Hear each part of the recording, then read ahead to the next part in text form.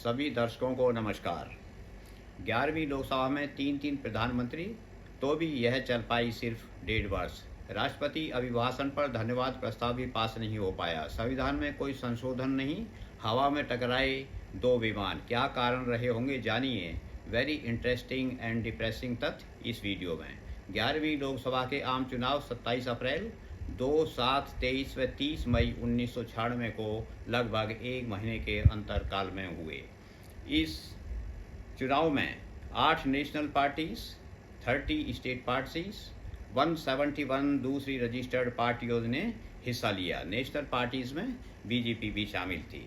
Jammu and Kashmir की 6 सीटों के लिए चुनाव 30 मई 1996 को संपन्न हुए। जब परिणाम घोषित हुए तो सामने आया कि किसी भी दल को सदन में बहुमत हासिल नहीं प्राप्त हुआ, परंतु बीजेपी इस लोकसभा में सिंगल लार्जेस्ट पार्टी उभर के आई और कांग्रेस आई रही दूसरे नंबर पर। हम आगे बढ़ें इससे पहले आपसे विनती है, यदि आपने इस चैनल को सब्सक्राइब नहीं किया है तो कृपया सब्सक्राइब कर लें, लाइक व शेयर भी करें और बने रहें जानने के लिए 11वीं लोकसभा के इन इंटरेस्टिंग तथ्यों को। इस लोकसभा में भी एंग्लो इंडियंस की 2 नॉमिनेशन की सीटों के साथ कुल सदस्यों की संख्या थी 545। 11वीं लोकसभा का गठन 15 मई 1996 को हुआ, जब इस लोकसभा के चुनावों में बीजेपी को मिली 160 सीट्स हैं, कांग्रेस आई को 136, जनता दल को 43, सीपीआईएम को 32, सीपीआई को 11, अन्य को 152 सीटें मिली। इसका कार्यकाल 22 मई 1996 से 4 दिसंबर 1997 तक सिर्फ 1 वर्ष 6 महीने व 14 दिन रहा। इस लोकसभा में संसदीय व राजनीतिक इवेंट्स भी बड़े इंटरेस्टिंग व डिप्रेसिंग रहे। बीजेपी सबसे बड़ी पार्टी उभर कर आई और राष्ट्रपति श्री शंकर दयाल शर्मा ने 15 मई 1996 को इसके नेता श्री अटल बिहारी वाजपेयी जी को सरकार बनाने के लिए इनवाइट किया। श्री अटल बिहारी वाजपेयी ने 31 मई 1996 तक बहुमत सिद्ध करने की कंडीशन के साथ 16 मई 1996 को प्रधानमंत्री की शपथ ली, परंतु वह सदन का बहुमत हासिल नहीं कर सके।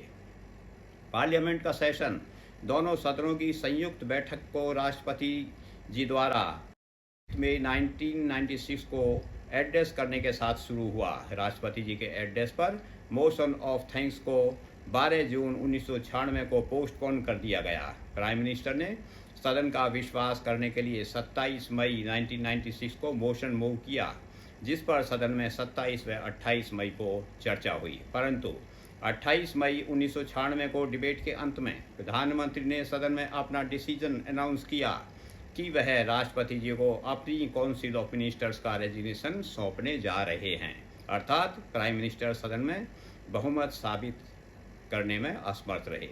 इसके कारण मोशन ऑफ कॉन्फिडेंस सदन में पेश नहीं हो पाई, क्योंकि स्पीकर साहब ने इसे इनफ्रक्चुअस घोषित कर दिया। इस तरह सदन साइने डाई एडजर्न हो गया।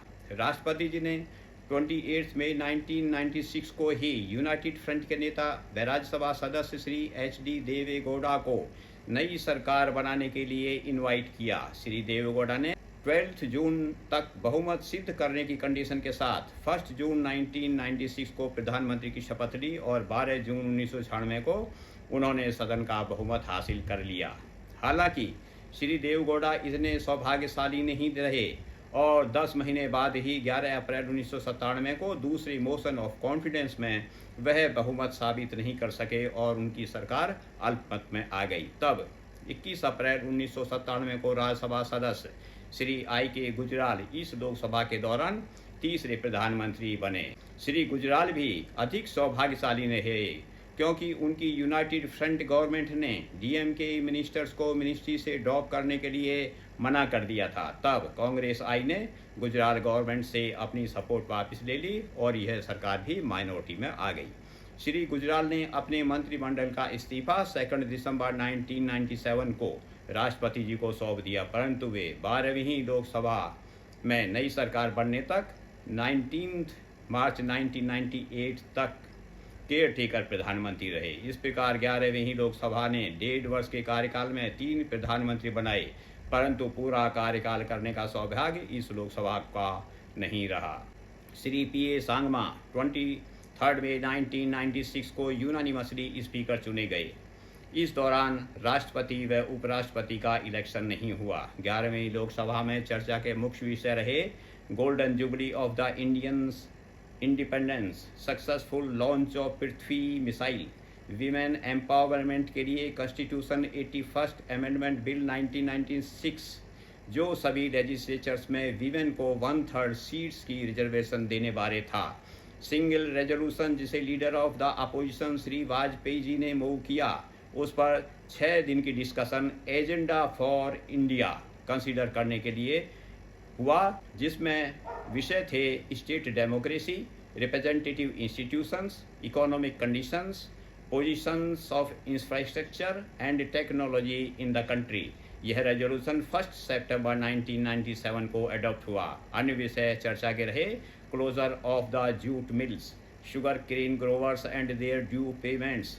12 नवंबर 1996 को सऊदी अरबियन एयरलाइंस तथा कजाकिस्तान एयरलाइंस का मिड एयर कोलिजन, CTBT बारे इंडिया की पोजीशन, वर्ल्ड ट्रेड ऑर्गेनाइजेशन पर सिंगापुर डिक्लेरेशन बारे भारत का स्टैंड, भारत की फॉरेन पॉलिसी जैसे विषय थे।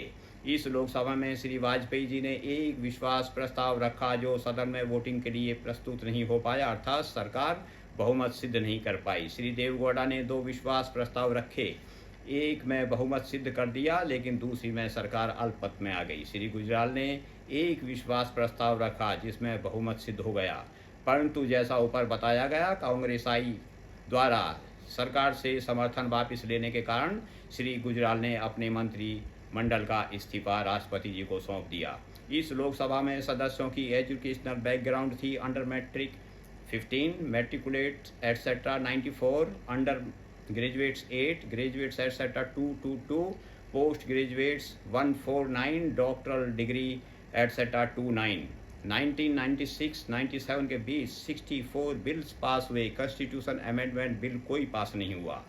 158 प्राइवेट मेंबर्स बिल इंट्रोड्यूस हुए परंतु कोई पास नहीं हुआ। 11वीं लोकसभा में 6 सेशंस, 1 to 5 सिटिंग्स, 813 आवर्स काम हुआ। प्रिविलेजेस मोशंस के मेन इश्यूज थे विजिटर्स गैलरी से नारे लगाना, casting reflections on the prime minister and other members, alleged misbehavior and assault on a member by the police, delay in sending intimation to arrest of a member जैसे विषय। यह थी 11वीं लोकसभा व सरकार के तथ्यों की जानकारी। शीघ्र ही हम 12वीं लोकसभा व उस सरकार के बारे में जानकारी के साथ मिलेंगे अगली वीडियो में। तब तक दीजिए हमें इजाज़त। धन्यवाद। जय हिंद।